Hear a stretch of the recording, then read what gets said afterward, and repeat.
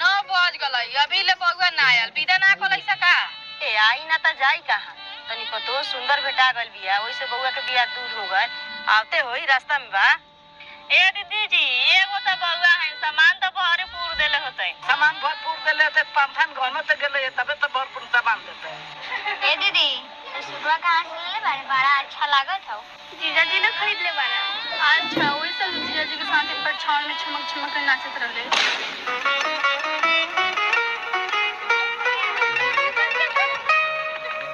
धीरे चला दुल्हा धीरे चला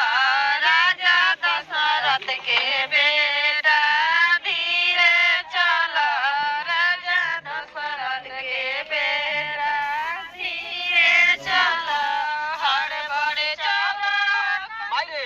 आई कोबले दौरा में टेक धके घर में ढुकम पहले घर से ढुक जातनी हां पहले ले कनिया ने से जमीन में लात ना धरवा जली है ढल दौरा अच्छा ये नु प्रॉब्लम बा कि कनिया के लात जमीन में ना सटे के चाहिए रुख हम एकर सॉल्यूशन निकाल देतानी तनी बढ़िया से देह पकड़ हमर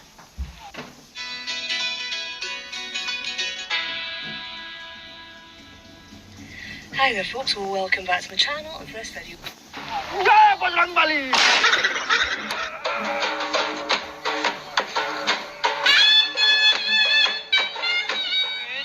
जी देखो तनी साला के कितना खपुआल बा मेहरारू के दौरा में देगो ना धरवावत था सीधा गोदी में उठा के घर में ढूक के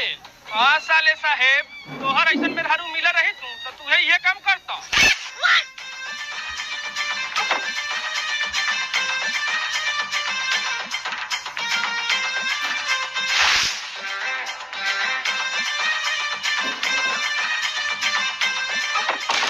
रे थारे ई कोन अतिया कइले बारे आते के वारी बंद कर ले रे बाहर आ बहुत विधि व्यवहार करे के बा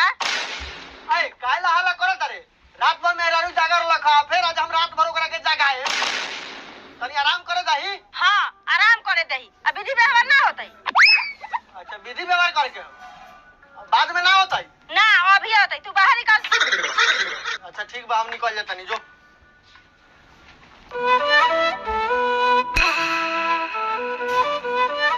का साले साहब ये मैं करने बाथरूम जाता नहीं ये महाराज जब इतना सुंदर मेहरारू मिलिए गेल बा तो बाथरूम में गेला के का जरूरत बा सुनी ना मेहमान जाते हमरा से छिनरपन मत बतिया समझा नी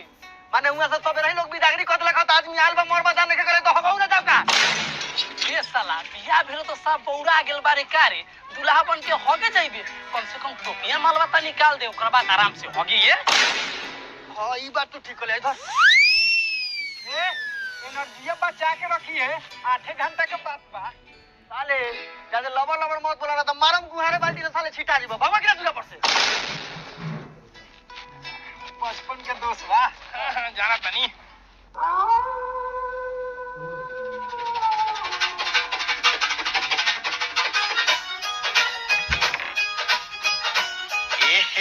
रहा नहीं जाता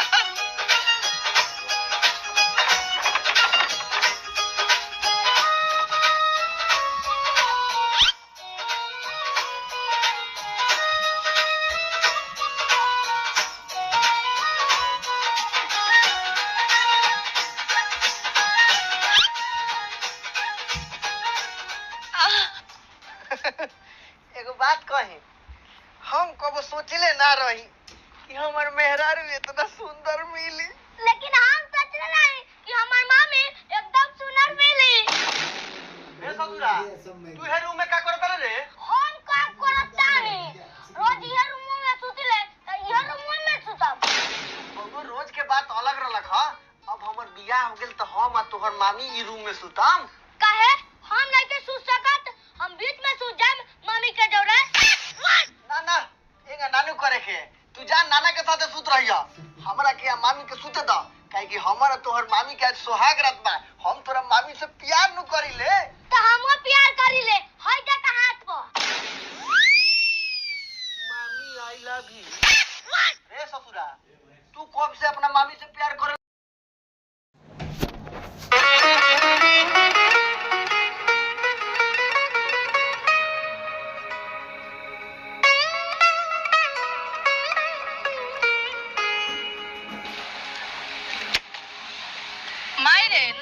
बज गई अभी ले बउआ ना आयल विदा ना कलई सका ए आई ना त जाई कहाँ तनी पतो सुंदर भेटा गल बिया ओइसे बउआ के बियाह दूर हो गल आवते होई रास्ता में बा ए दीदी जी एगो त बउआ है सामान त भरे पूर देले होतै सामान भरपूर देले ते पंथन घर में ते गेले तबे तो भरपूर सामान देते ए दीदी सुबह कहाँ से ले बारे बड़ा अच्छा लागत हौ जीजा जी ने खरीद ले बारे अच्छा वही सब जीजा जी के साथ ऊपर छाव में चमक चमक के नाचत रहले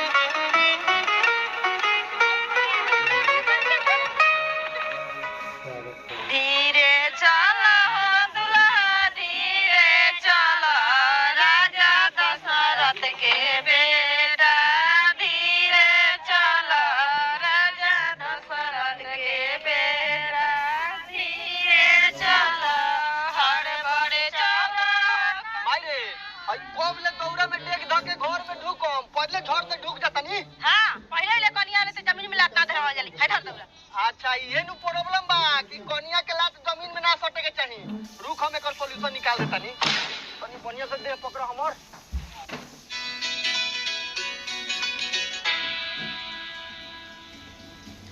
Hi there folks, well welcome back to my channel and for this video. जय बजरंगबली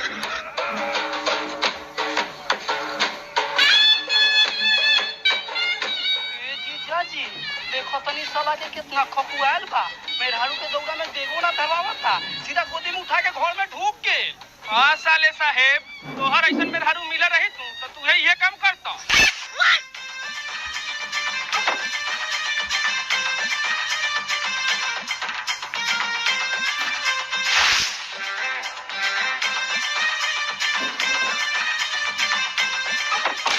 रे छोरा रे ई कौन हथियार कैले बारे आते के वाड़ी बंद कर ले रे बाहर आ बहुत विधि व्यवहार करे के बा ए काला हाला करत रे रात भर मेहरारू जागर रखा फिर आज हम रात भर ओकरा के जगाए तनी आराम करे दही हाँ आराम करे दही अब विधि व्यवहार ना होतई अच्छा विधि व्यवहार करे के बाद में ना होता ना अभी होतई तू बाहर निकल अच्छा ठीक बा हम निकल जातानी जो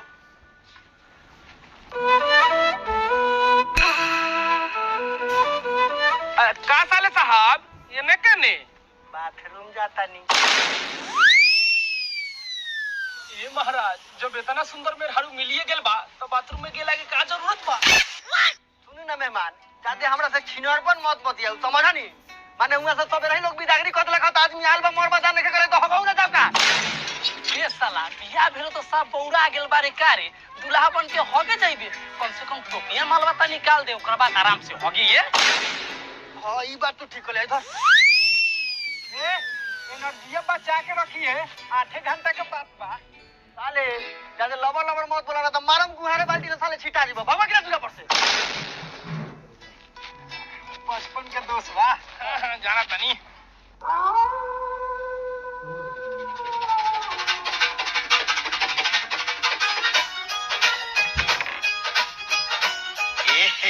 रहा नहीं जाता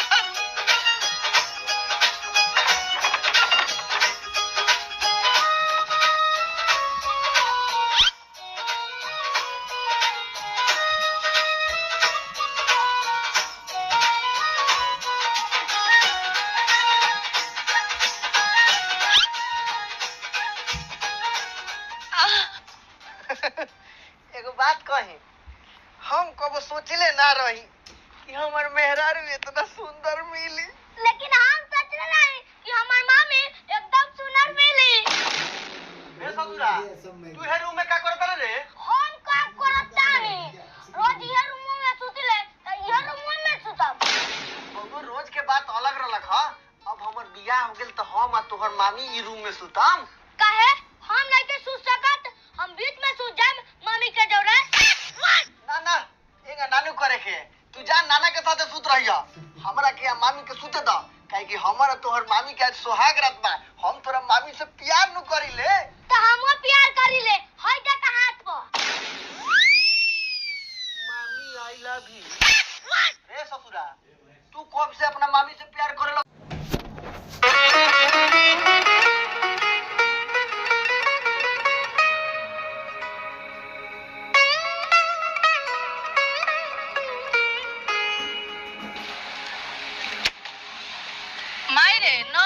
गलई अभी ले बउआ ना आयल विदा ना कलई सका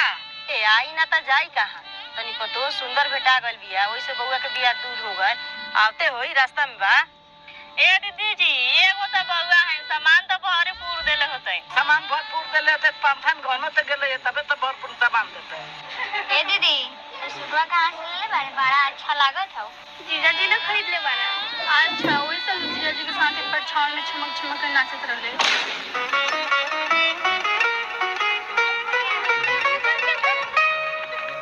धीरे चला दुल्हा धीरे चला राजा दशरथ के बेटा धीरे चला राजा दशरथ के बेटा धीरे चला हड़बड़े चला मायरे आई कोबले दौरा में टेक धके घर में ढुकम पहले झड़ से ढुक जातनी हाँ पहले ले कनिया ने जमीन में लात ना धरवा जली है ढल दौरा अच्छा ये नु प्रॉब्लम बा कि कनिया के लात जमीन में ना सटे के चाहिए रुख हम एकर सॉल्यूशन निकाल देतानी तनी बढ़िया से देह पकड़ हमर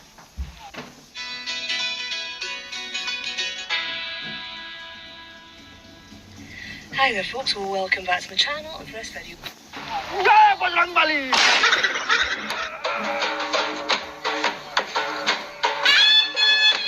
ए जीजा जी देखो तनी साला के कितना खपुआल बा मेहरारू के दौरा में देगो ना धरवावता सीधा गोदी में उठा के घर में ढूक के साले साहेब तोहर ऐसन मेहरारू मिला रही तू तो तू ये काम करता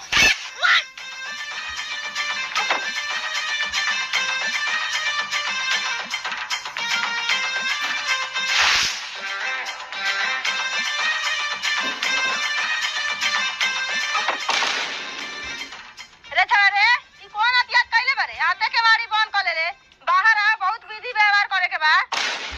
ए कायला हाला करत रे रात भर मेहरारू जागर लखा फिर आज हम रात भर ओकरा के जगाए तनी आराम करे जाही हाँ आराम करे दही अब विधि व्यवहार ना होतई अच्छा विधि व्यवहार करे के बाद में ना होता ना अभी होतई तू बाहर निकल अच्छा ठीक बा हम निकल जातनी जो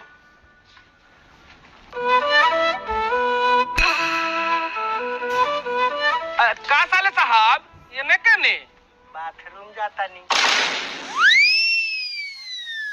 ए महाराज जब इतना सुंदर मेहरारू मिलिए गेल बा तो बाथरूम में गेला के का जरूरत बा सुनी ना मेहमान जादे हमरा से छिनरपन मत बतियाऊ समझनी माने हुआ से सबे रही लोग बिदागरी कत लखत आदमी आल बा मोर बजा ने करे तो हबौ ना जाका ए साला बियाह भेलो तो सब बौरा गेल बारे कारे दुल्हा बन के होगे जाइबे कम से कम टोपिया मालवा ता निकाल दे ओकरा बाद आराम से होगी ये हां ई बात तो ठीक होले इधर ए एनर्जी बचा के रखी है 8 घंटा के बाद बा साले जादे लबर लबर मत बोला तो मारम गुहारे बाल्टी से साले छिटा जीबो भगवा के दूरा पर से बचपन के दोस्त बा जाना तनी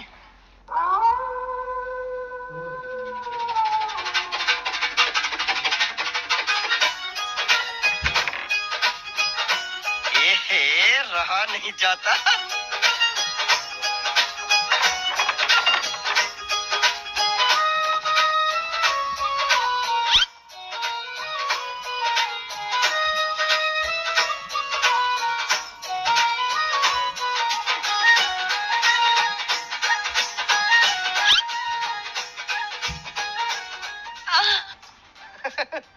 एगो बात कही हम कबो सोचले ना रही कि हमर मेहरारू इतना सुंदर मिली लेकिन हम सोच रहे कि हमार मामी एकदम सुंदर मिली ए ससुरा तू हे रूम में का करत रे हम काम करता है रोज ये रूम में सुतले त ये रूम में सुतब बहु रोज के बात अलग रहलक ह अब हमर बियाह हो गेल त हम आ तोहर मामी ई रूम में सुतम काहे हम नहीं के सुत सकत हम बीच में सुत जाम मम्मी के जोरे ना ना एगा नानू करे के तू जा नाना के साथे सुत रहिया हमरा के आ मामी के सुते द काहे कि हमर तोहर मामी के आज सोहाग रात बा हम तोरा मामी से प्यार नु करिले तो हमो प्यार करी ले हई देख हाथ पर मामी आई लव यू रे ससुरा तू कब से अपना मामी से प्यार कर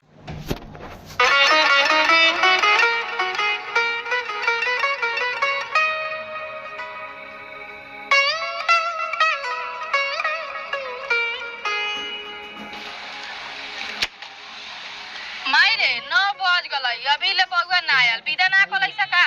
ए आई ना त जाई कहाँ तनी पतो सुंदर भेटा गल बिया ओइसे बउआ के बियाह दूर हो गल आवते होई रास्ता में बा ए दीदी जी एगो त बउआ है सामान त भरे पूर देले होतै सामान भरपूर देले ते पांथन घर में ते गेले तबे तो भरपूर सामान देते ए दीदी सुबह कहाँ से ले बारे बड़ा अच्छा लागत हौ जीजा जी ने खरीद ले बारे अच्छा वही सब जीजा जी के साथ पर छाव में चमक चमक के नाचत रहले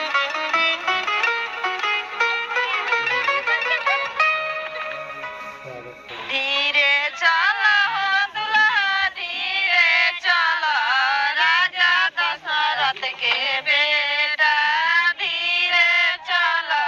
राजा दशरथ के बेटा धीरे चला हड़बड़े चला मायरे आई कोबले दौरा में टेक धके घर में ढुकम पहले झड़ से ढुक जातनी हाँ पहले ले कनिया ने जमीन में लात ना धरवा जली है धर दौरा अच्छा ये नु प्रॉब्लम बा कि कनिया के लात जमीन में ना सटे के चाहिए रुक हम एकर सॉल्यूशन निकाल देतानी तनी बढ़िया से देह पकड़ हमर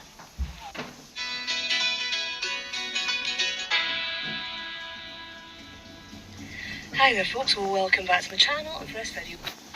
जय बजरंगबली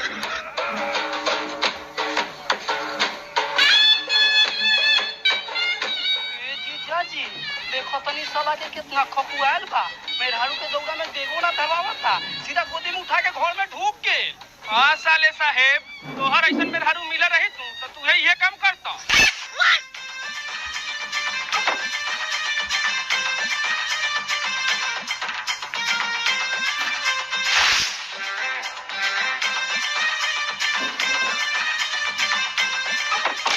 रे छोरा रे ई कौन हथियार कैले बारे आते के वाड़ी बंद कर ले रे बाहर आ बहुत विधि व्यवहार करे के बा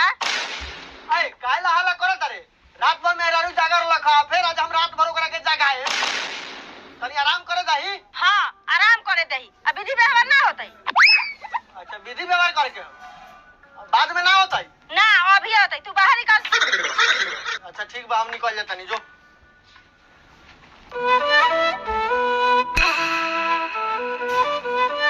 का साले साहब ये ने कहने बाथरूम जातानी ये महाराज जब इतना सुंदर मेहरारू मिलिए गेल बा तो बाथरूम में गेला के का जरूरत बा सुनी ना मेहमान जादे हमरा से छिनरपन मत बतियाऊ समझनी माने उहाँ से सबे रही लोग बिदागरी कत लखत आदमी आल बा मोर बता नहीं करे तो हगौ ना जाका ये साला बियाह भेलो तो सब बौरा गेल बारे कारे दुल्हा बन के होगे जाइबे कम से कम टोपिया मालवा ता निकाल दे ओकर बाद आराम से होगी ये हां ई बात तो ठीक होले इधर ए एनर्जी बचा के रखी है 8 घंटा के बाद बा साले जादे लबर लबर मत बोला तो मारम गुहारे बाल्टी से साले छिटा जीबो भगवा के दूरा पर से बचपन के दोस्त बा जाना तनी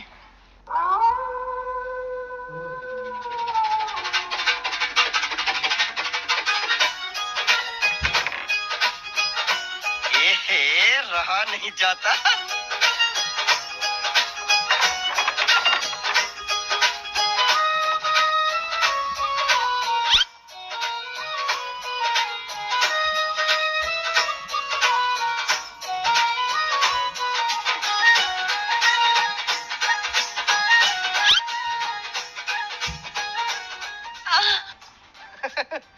एगो बात कही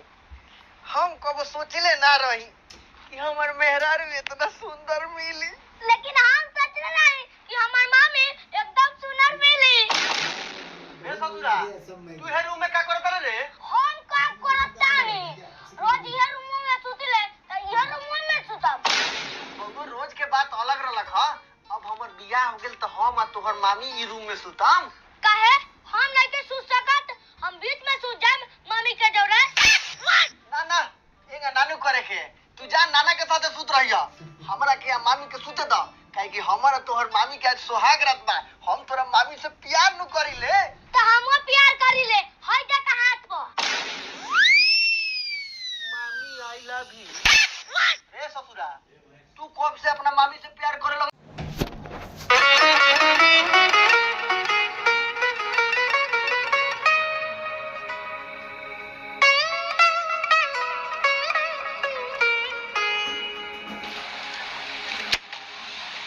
माई कलई अभी ले बउआ ना आयल विदा ना कलई सका ए आई ना त जाई कहाँ तनी कतो सुंदर भेटा गइल बिया ओइसे बउआ के बियाह दूर हो गइल आवते होई रास्ता में बा ए दीदी जी एगो त बउआ है सामान त भरे पूर देले होतै सामान भरपूर देले ते पांथान घर में ते गेले तबे तो भरपूर सामान देते ए दीदी सुबह कहाँ से ले बारे बड़ा अच्छा लागत हौ जीजा जी ने खरीद ले बारे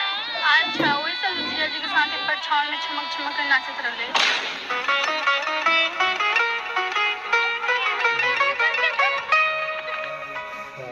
धीरे चला हो दुल्हा धीरे चला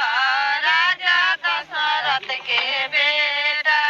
धीरे चला राजा दशरथ के बेटा धीरे चला हड़बड़े चला भाई रे हई कब ले दौरा में टेक धके घर में ढुकम पहले घर से ढुक जातनी हाँ पहले ले कनिया ले ते जमीन में लात ना धरवा जाली है धर दौरा अच्छा ये नु प्रॉब्लम बा कि कनिया के लात जमीन में ना सटे के चाही रुख हम एकर सॉल्यूशन निकाल देतानी तनी बढ़िया से देह पकड़ हमर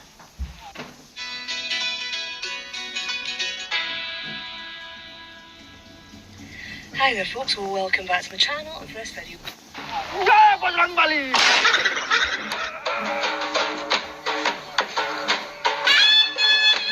ए जीजा जी देखो तनी साला के कितना खपुआल बा मेहरारू के दौरा में देगो ना धरवावता सीधा गोदी में उठा के घर में ढूक के साले साहेब तोहर ऐसन मेहरारू मिला रही तू तो तू ये काम करता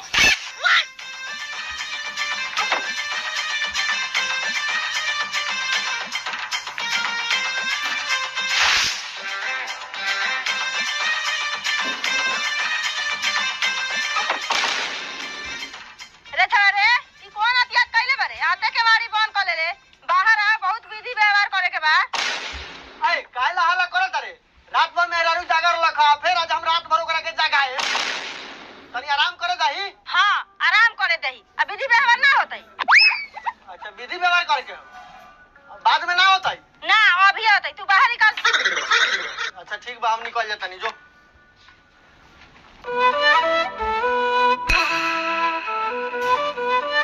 का साले साहब ये ने कने बाथरूम जातानी ये महाराज जब इतना सुंदर मेहरारू मिलिए गेल बा तो बाथरूम में गेला के का जरूरत बा सुनी ना मेहमान जाते हमरा से छिनरपन मत बतिया समझनी माने हुआ से सब रही लोग बिदागरी कत लखा त आदमी आल बा मोर बा जाने के करे तो हबौ ना जाब का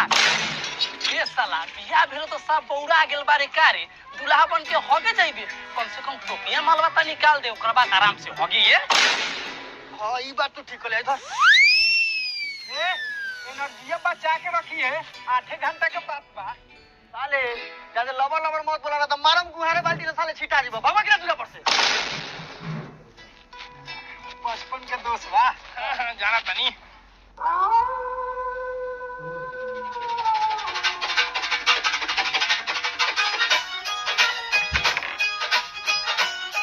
ए रहा नहीं जाता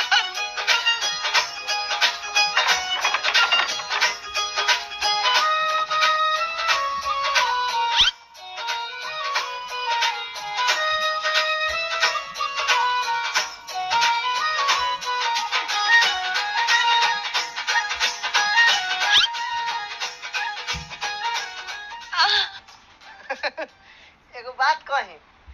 हम कबो सोचले ना रही कि हमर मेहरारू इतना सुंदर मिली लेकिन हम सच रहे कि हमार मामी एकदम सुंदर मिली